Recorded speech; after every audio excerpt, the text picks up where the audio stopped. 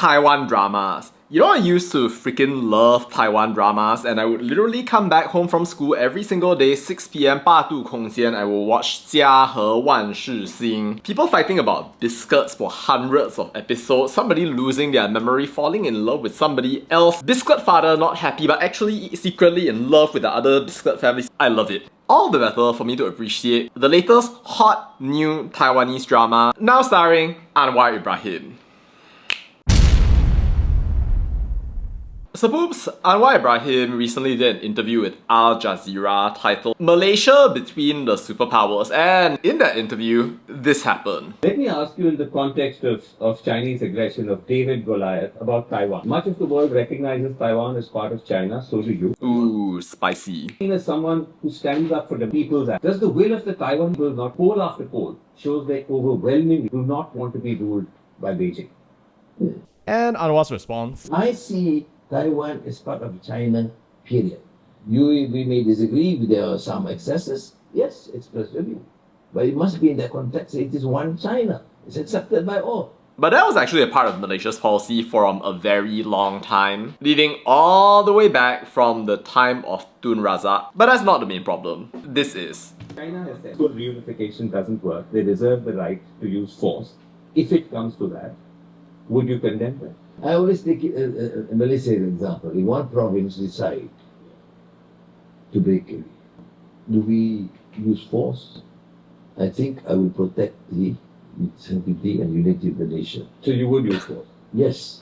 A lot to go into there, but well. But it's hypocrisy. Alright, and he says hypocrisy like, I don't know, like 500,000 more times. Now there's a full-on diplomatic response from Taiwan. But yep, they're not happy. Honestly, I feel like Anwar pretty much gave in to the framing of the journalists, and not in a good way. Just think about it. What was the point of his giving this example? Like, you think about it, right? China already knows that Malaysia affirms the one China policy. Probably Taiwan also knows this already. But I guess the core issue here is that he basically suggested that military action is something that is okay for China to take on Taiwan. So like, the one China policy thing is not really the problem. I think the problem is when you're suggesting or you're legitimizing China using force in order to take over Taiwan. Now, that's not an issue that I'm going to concern myself with, because I'm sure that China itself has its own calculations. But you think that Anwar wouldn't have fallen into such an obvious trap like that? If it wasn't just like a thing that he said in the moment, then the question is, what was the benefit of him actually saying what he said? You know, it could be that maybe Anwar is just trying to put his eggs into the basket and trying to show China how much he's willing to how he's a good friend of China. Like, is China going to invest more in us because he said this? Even if he supports China, did he need to say what he said? Like, I know that Malaysia depends on China quite a fair bit, but honestly, do you think that he'd be actually balancing between them? He could have just said something like, Malaysia maintains its one China policy and does not support Taiwanese independence. But at the same time, Malaysia opposes the use of force and supports the peaceful resolution of cross-strait differences. There. One China policy affirmed, you don't legitimize China's attacking Taiwan and the whole chain of geopolitical events that could cause, and you just play your role as a middle power, not fighting with everyone, kasih friend dengan semua orang. And all in all, I feel like there was nothing beneficial about Anwar saying what he said. But there is another possibility though, which is that he was trying to use that interview to send a message to Sabah and Sarawak. And yes, that could be Johor as well as Sabah and Sarawak. Maybe it could be Kelantan and Terengganu, so SG4 and Hadi Bawang can go out there and have their religious gaslighting paradise for themselves. But you know, I think the Sabah and Sarawak example is kind of interesting, especially in the wake of the 40% thing that our government is just delaying and delaying, even as it refuses to pay and clings on to East Malaysia, calling it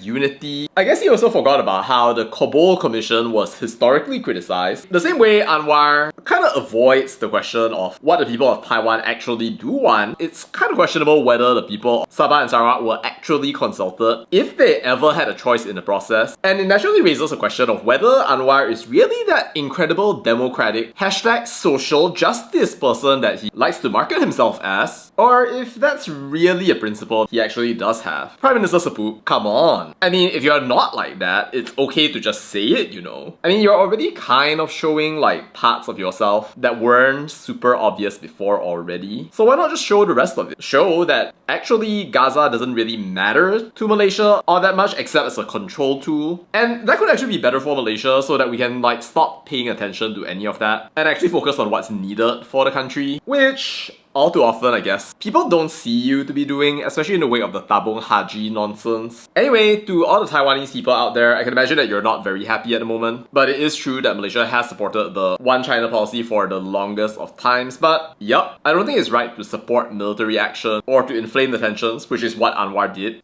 And also something I think was very unnecessary. Anyway, what do you think of Anwar Ibrahim's Taiwan drama, Sapups? Let me know your thoughts down in the comments. That's all I have to say about that, and bye.